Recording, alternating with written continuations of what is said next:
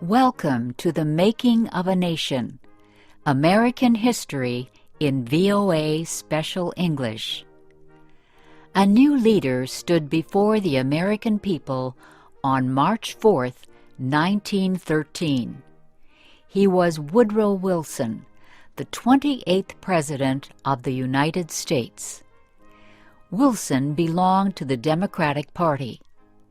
He was progressive in his belief that government should take an active part in efforts for social reforms. This week in our series, Kay Gallant and Harry Monroe begin the story of Wilson's presidency.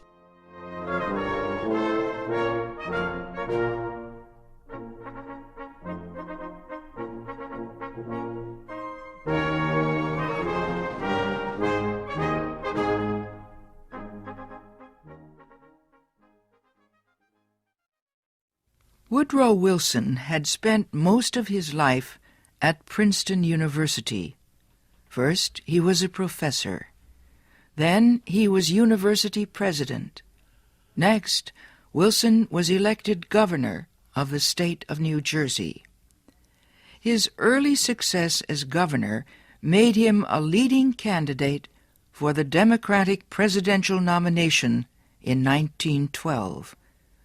Wilson traveled widely around the country during the campaign. He made speeches to many groups. He tried to make himself and his ideas known to as many Americans as possible. Wilson called his program the New Freedom. One of his campaign promises was to fight for better conditions for America's small business owners.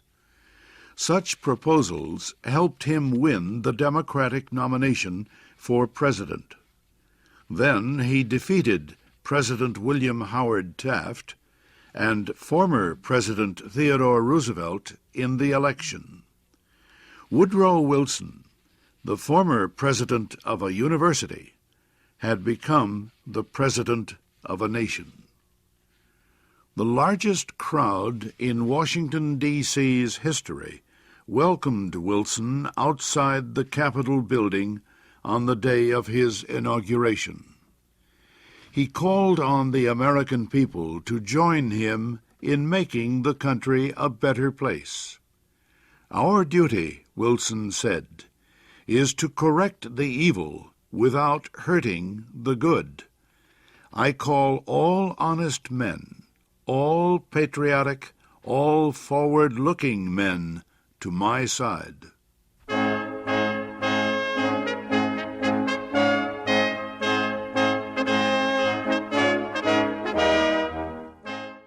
Wilson wasted no time.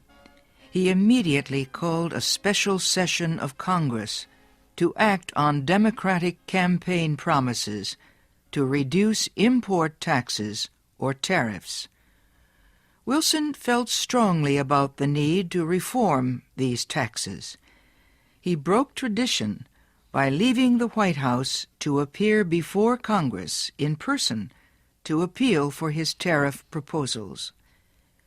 Many members of Congress opposed Wilson's plans, but the new president used the results of a Senate investigation to win the fight. The investigation showed that a number of senators owned companies that depended on high tariffs for their profits. The votes of these senators were influenced by their property holdings. Public knowledge of the situation forced many of them to give up their holdings and stop resisting tariff reform. Congress finally approved Wilson's proposals. Lower tariffs reduced the amount of money taken in by the federal government. So the Senate also approved a tax on income or earnings. A constitutional amendment had been passed earlier to permit such a tax. President Wilson and the Democratic Party were pleased with the new tariff and income tax bills. But they were far from finished. Next, they turned their efforts to reform of the banking industry. For several years, many people had recognized the need for changes in the banking system. The old system of uncontrolled private banks had developed years earlier, before the United States became a major industrial nation. Many people agreed that a more modern system was needed, but they could not agree on details. President Wilson said control of the nation's wealth was held by too few men. He noted a report that said just 2 men controlled 10% of the total wealth of the United States. Wilson said the nation needed a money supply that could be increased or reduced when necessary to correct economic conditions.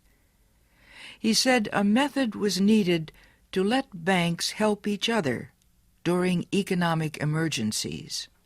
And, he said, laws were needed to prevent a few wealthy men from using the economic resources of the country for their own purposes.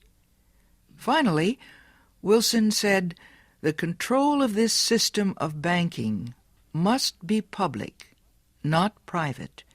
It must belong to the government itself. Wilson called his proposal for a central bank the Federal Reserve System.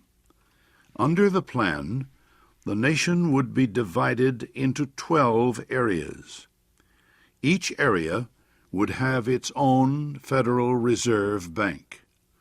These area banks would not do business with the public.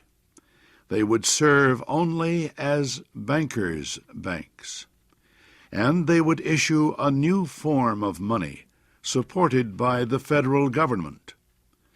Most important, the leaders of the new system would be chosen by the government, not by private business.